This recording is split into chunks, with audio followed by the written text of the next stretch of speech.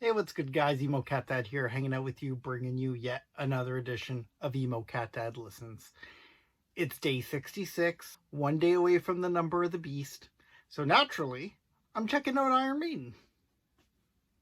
Obviously, you know, by clicking on this video, and also that I'm not checking out Iron Maiden, but I'm checking out another British band. So I was actually asked to do Asking Alexandria a while ago, and it kind of completely slipped my mind. So when I was trying to map out what I was going to do this week, the band just kind of popped in my head, and I was like, oh, I should probably do that. I know Ben, the longtime guitarist, I think, left the band to focus on his family. Good for you, Ben. Best of luck to you going forward. But yeah, never checked out Asking Alexandria prior to this. So today, like I do with all these Emo Cat Dad Listens videos, I'm gonna check out 4 songs from across their discography, give you my thoughts on the songs, rank the songs, and then of course give you my overall thoughts on Asking Alexandria as a band. So I know what you're thinking. You're Emo Cat Dad. How do you not have listened to Asking Alexandria? I've said many a times that in the mid-2000s, when Risecore was starting to get popular, I really tried to get into those bands, and I just couldn't do it. It was just too intense for me, I guess, at the time. So, naturally, when bands like Asking Alexandria started getting big in the scene, I just had no interest in going back because, you know, I couldn't get into The Devil Wears Prada, couldn't get into Drop Dead Gorgeous, Alexandria, couldn't get into those bands, so just wasn't going to bother with anything else. Now, being a Warped Tour survivor, I do remember the cringy Asking Alexandria t-shirts. So, I'm not sure if their scene music is like that, lyrically, or if it was just kind of edgy slogans on a t-shirt. We're going to find out together, I guess. So let's get started with Asking Alexandria.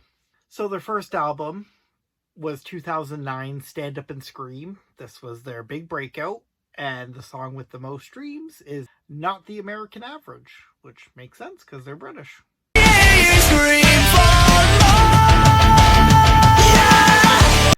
Okay, so let's start with the positive. Musically, I love the adventure this song took me on. Alright, now let's get to the obvious. Lyrically, this did not age well. I'm really curious. You guys let me know in the comments if you've seen Asking Alexandria live recently, if they play this song. I'm going to bet they don't, since even bands like Mayday Parade and Panic at the Disco and Paramore, where their songs were big and said the dreaded WH word, they don't say that word. This whole song's kind of about that, and in fact, the song uses a little too much excessive force? Yeah. But vocally, it's funny because this sounds super British, laying into the not the American average side of things. The Uncleans, I like some of them, but for the most part, I didn't dig the sound they were going for. Moving on to the From Death to Destiny album I'm checking out. Funnily enough, moving on.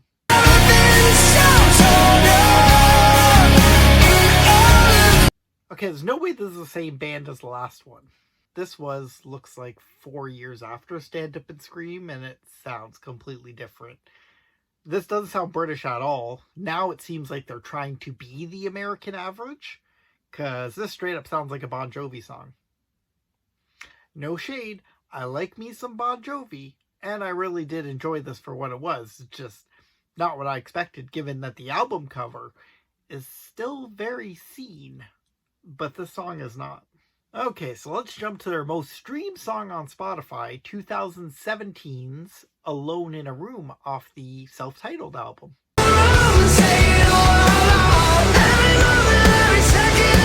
Okay, so right away, the vocal melody has me hooked. I really dug it. Overall, the song is very radio rocky, but again, I kind of liked it. It kind of takes the best parts of the last 2 songs and melds them together. I do wish it sounded a little bit more scene, because musically, Not the American Average took me on a heck of a ride that I enjoyed. If they did that with less cringeworthy lyrics and better uncleans, it would be probably a dang near perfect song. Alright, and finally, looks like our friends at Asking Alexandria released a little EP earlier this year called Dark Void, which now that I'm looking at it seems to feature 2 songs and multiple versions of those songs to make it 5 tracks, but the main song seems to be Dark Void, so I'm going to give that a listen.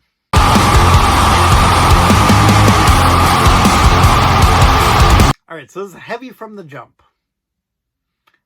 But then it quickly falls back into radio rock territory. This is the quintessential TikTok, play the first 15 seconds and get people hyped that, oh, Asking Alexandria is back, and then go radio rocky. They did bring some screams into the bridge, but it quickly kind of starts very screamy and then kind of just goes back down as the bridge progresses into the breakdown, which has actually cleaner vocals than the bridge did. Alright, so before I go any further, let's rank these songs. At number 1, I'm going to go Alone in a Room.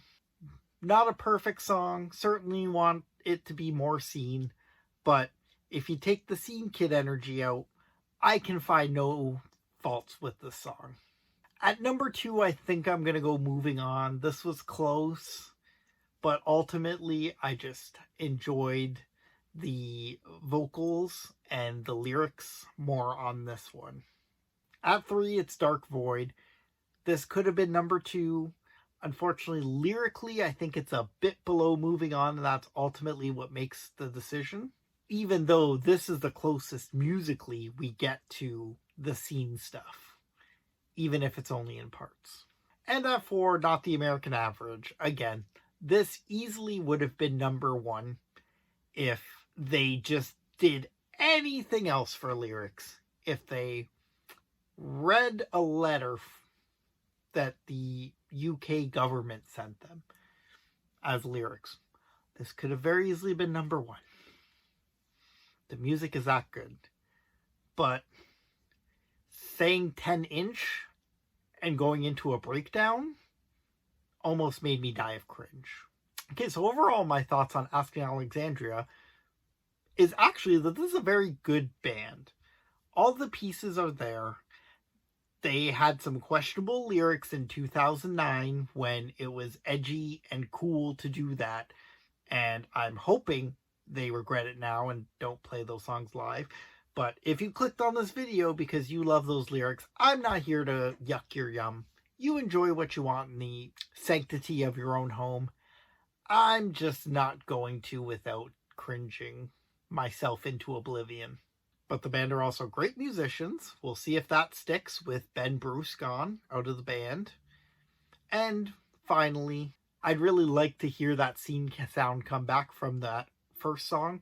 Even though the lyrics were trash, the music is so good. And honestly, the production was pretty good for 2009 and a debut album at that. Alright guys, thank you so much for sticking with me. I'm your friendly neighborhood Emo Cat Dad. I'm glad you made it to the end of the video.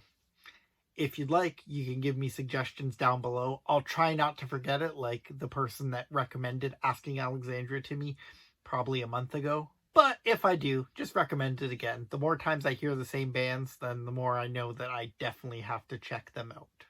Also, be a part of the conversation. Do you dig Asking Alexandria? Am I way off and the scene stuff is actually terrible? And all the more recent stuff is great, and that's what I really need to dig into? I skipped a bunch of the more recent albums, so if that's the case, let me know what I should check out below. Be a part of the conversation. Most importantly, guys, I hope you stick around for the next 66 Emo Cat Dad listens, and then the other, I can't do math quickly, 240, it's fine. Stick around. Best way to do that is to cut my wrists and hit subscribe. Emo Cat Dad out. Until next time, I want to hear you sad.